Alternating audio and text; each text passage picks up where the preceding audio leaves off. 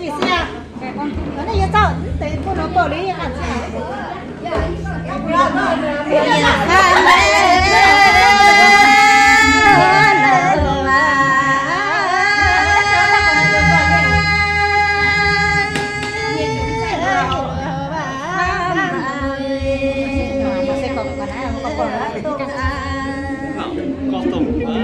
lại bớt ra tôn nữa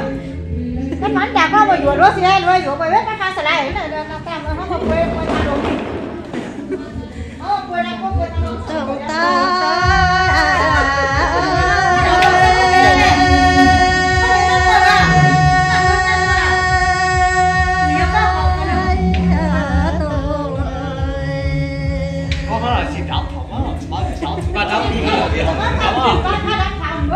Đâu bò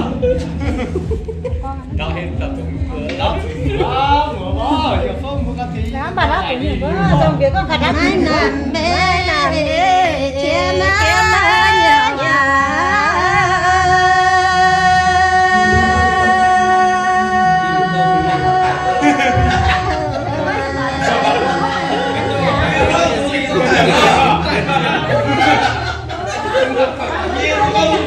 Yeah.